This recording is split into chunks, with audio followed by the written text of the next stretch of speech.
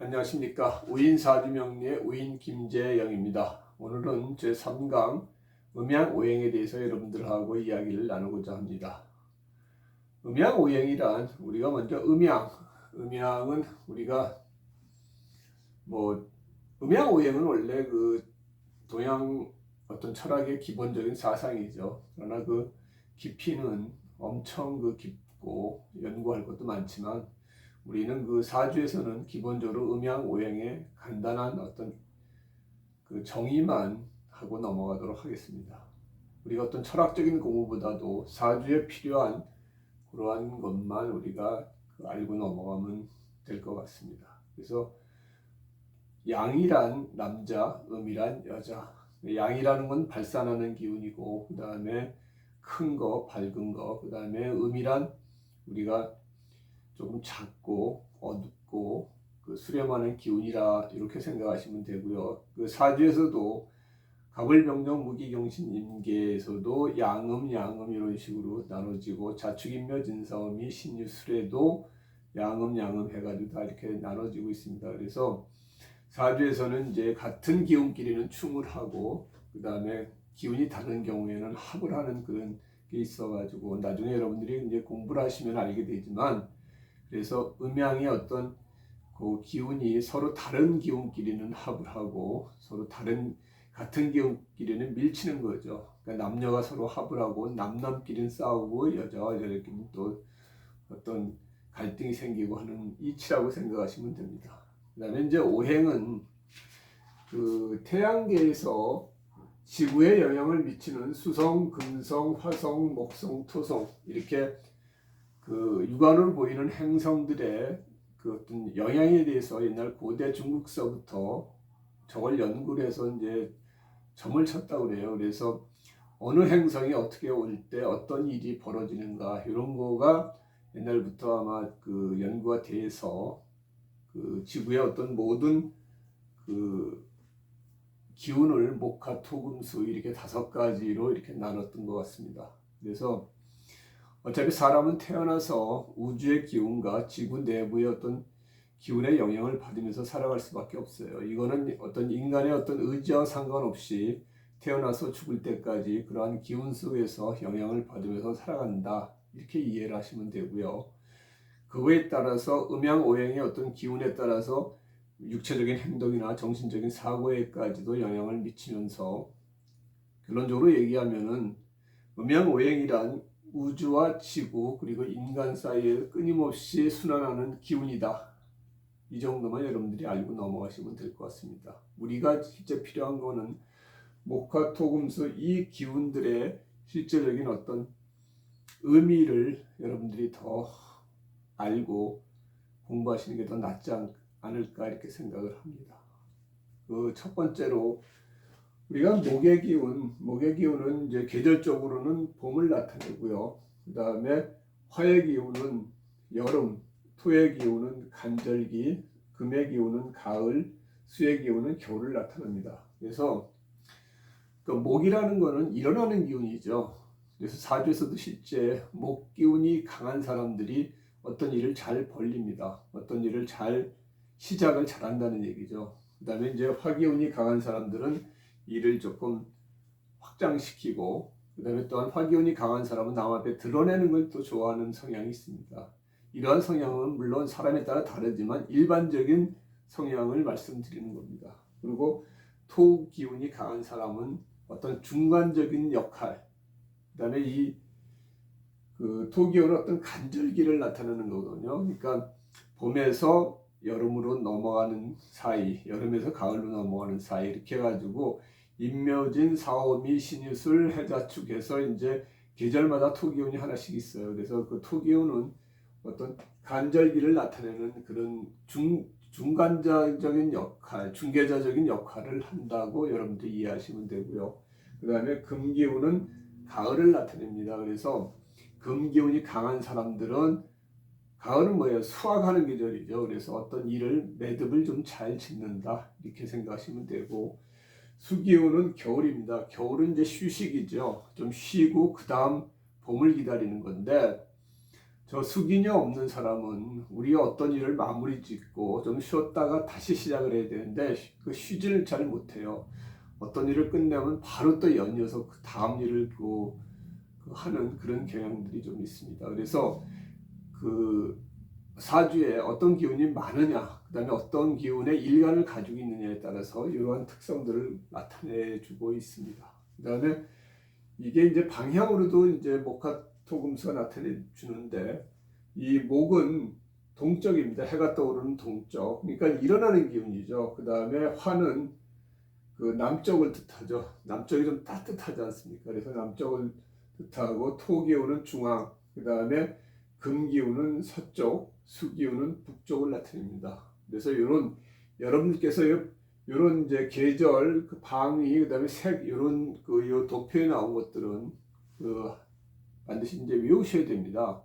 그다음에 먼저 이제 곰곰이 생각하셔가지고 이해를 하면서 외우면은 나중에 그 사주를 볼 때 상당히 유용하게 이 부분을 사용할 수가 있어요.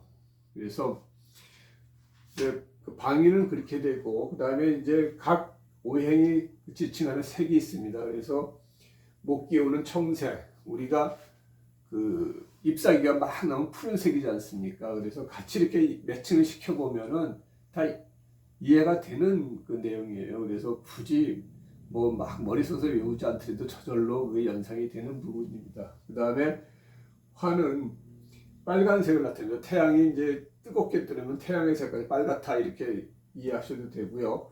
그 다음에 토기운은 황색, 그 다음에 금기운은 흰색, 그 수기운은 검은색. 우리가 뭐 깊은 바다 같은 경우는 검푸르다 이렇게 얘기를 하듯이 이렇게 해서 검은색으로 이해하시면 되고, 그 다음에 이제 숫자, 각 기운의 이제 좋은 숫자는 이 앞에 있는 거는 이제 선천수고요. 뒤에는 거기다 5를 더한 이제 후천수가 되겠습니다. 그래서 목기운이 많은 사람의 좋은 숫자는 3하고 8, 화기운은 2하고 7, 토기운은 5하고 0, 그 다음에 금기운은 4하고 9, 수기운은 1하고 6입니다. 그래서 이런 이제 목기운 같은 사람은 자기가 뭐 비밀번호를 뭐 하든지 무슨 숫자를 쓸 때 3, 8을 쓰면 좋겠죠. 그 다음에 뭐 화기운이 자기한테 좋은 기운인 사람들은 2, 7을 써서 자기 어떤 그 번호를 해도 좋고요. 뭐 차 번호라든지 기타 뭐 다른 뭐 번호를 자기가 임의로 생성할 수 있을 때는 그러한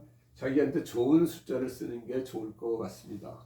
그 다음에 이제 또한 이러한 이제 그 목화토금수는 그 우리 인간의 어떤 장기하고도 영향이 있습니다. 그래서 목기운은 간하고 담, 그 다음에 신경계, 피부를 나타내주고 있습니다. 그래서 만일에 이 목기운이 그 금기운에 의해서 다칠 때 금극목 할 경우에는 나중에 이제 오행의 생극제화를 여러분들이 배우실 텐데 뭐 보면은 금기운에 의해서 목기운이 이건 쇠지 않습니까? 쇠가 목을 칠 경우에 그럴 때는 간이나 담 쪽에 어떤 탈이 납니다.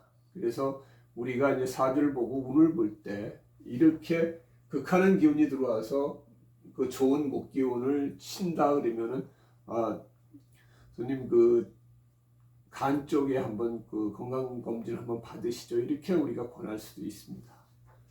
그렇게 해서 그 화기운은 심장하고 소장을 나타내고 있고요. 그 다음에 그래서 이것도 마찬가지예요. 수기운에 의해서 화기운이 다칠 때 심혈관 계통에 어떤 이상이 생길 수도 있습니다. 그래서 요 기운에 따른 장기에 대해서 여러분들이 아시면은 자기 어떤 건강 부분, 그 다음에 어떤 사주 감명할 때의 어떤 건강 부분도 정확히 짚어낼 수가 있습니다.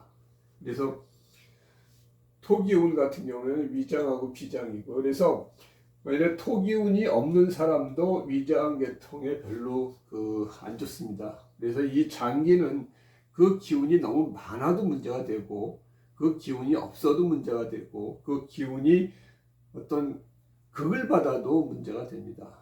그래서 요 건강 부분을 이 다음에 그 사주 감명할 때 볼 때는 그 기운이 있느냐 없느냐, 그 다음에 그 기운이 극을 당하느냐 이런 거를 같이 살펴볼 필요가 있습니다. 그래서 만일에 이제 금기운이 없는 사람들은 금기운은 이제 대장이나 폐죠. 그러니까 금기운이 사주에 하나도 없다 그러면 이제 폐 쪽에 문제가 생겨서 기관지라든지 비염이라든지 저도 이제 금기운이 없다 보니까 폐 쪽의 기운이 좀 약해서 그러니까 비염 때문에 목소리가 별로 안 좋은데요. 이런 식으로 해서 그 건강 부분도 여러분들이 체크해 줄 수가 있습니다. 그 다음에 이제 수기운 같은 경우에는 신장, 방광, 여자 같은 경우에는 이제 자궁계통에 문제가 생길 수 있죠. 그래서 수기운이 하나도 없는 사람들이 그 아이 갖기가 참 힘든 부분이 많이 있습니다.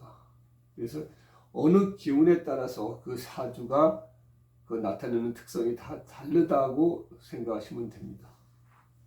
또한 이 그 목화토금수는 또 맛으로도 그 우리가 알 수 있는데요. 우리가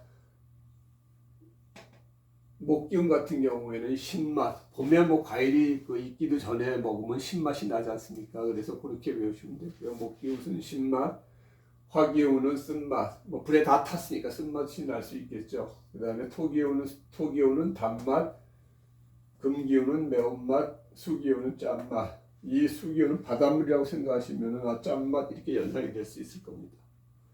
그렇게 해서 이러한 것들을 여러분들이 다 아시면은 사주 감명할 때 여러 가지로 활용할 수 있는 게 상당히 많습니다. 그래서 이러한 목화토금술은 어떠한 특성을 나타내 주느냐, 그게 이제 여기서 나오는 우리가 이제 한자로 써가지고 그러는데 한자 요 부분은 굳이 여러분들이 뭐 반드시 알아야 된다 이렇게 말씀 안 하셔도 되는데 그 특성은 여러분들이 한번 알아두시면은 나중에 이제 필요할 때가 있습니다.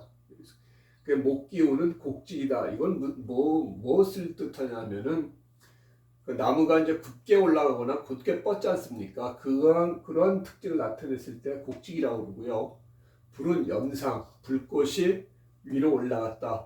불을 태우면 막 위로 올라가지 않습니까? 그래서 그 염상이라고 그러고, 토기운은 가색. 이건 이제 농사지어 가지고 곡식을 수확한다는 뜻입니다. 그래서 가색이라고 그러고, 금기운은 종역. 금은 우리가 불에 녹여서 새로운 주물로 이렇게 바뀌지 않습니까? 그래서 쇠는 그릇에 따라서 쇠물을 부어가지고 어떻게 그걸 주물을 하느냐에 따라서 다르기 때문에 그 따를 종자에다가 새로 변화시킨다 이런 뜻에서 종역이라고 하고요.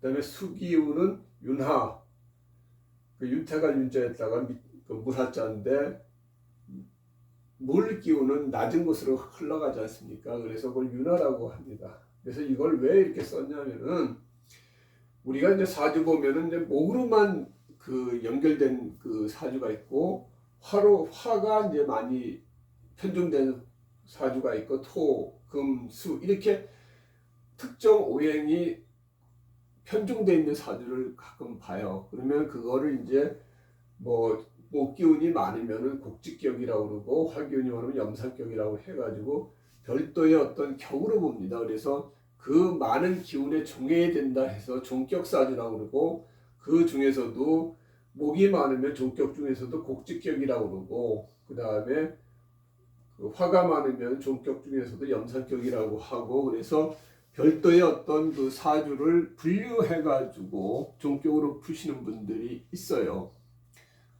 근데 이제 저는 그렇지 않고 보통 다 일반격으로 사주를 푸는데 굳이 이제 종격 사주라고 해가지고 거기에 종한다 해서 푸시는 경우가 있는데, 여러분들이 나중에 이제 공부하시다 보면은 사주에 이게 윤합격이다 그러면 윤합격이 뭐지? 이렇게 생소하게 생각하지 마시라고. 그것은 윤합격 하면은 수기운이 많이 있는 사주를 그렇게 지칭한다 이렇게 생각하시면 됩니다. 근데 그 사주를 풀 때는 일반격으로 우리가 그 푸는 생극제와 형충해합으로 풀어도 다 풀립니다. 근데 이제 또 특별하게 저렇게 푸시는 분들도 있어가지고 오늘 같이 소개시켜 준 겁니다. 그래서 오늘 이제 그 목화토금수의 각 그 오행별로 어떤 특성을 오늘 살펴봤고요. 그 다음 시간에는 이제 제일 중요한 그 생극제와 목기운은 목생화, 화생토 하는 그 공부를 4강에서 할 생각입니다. 오늘은 여기까지 오행에 대한 특성만 여러분들이 오늘 다 암기하시고 외우시면 될 것 같습니다. 수고하셨습니다. 고맙습니다.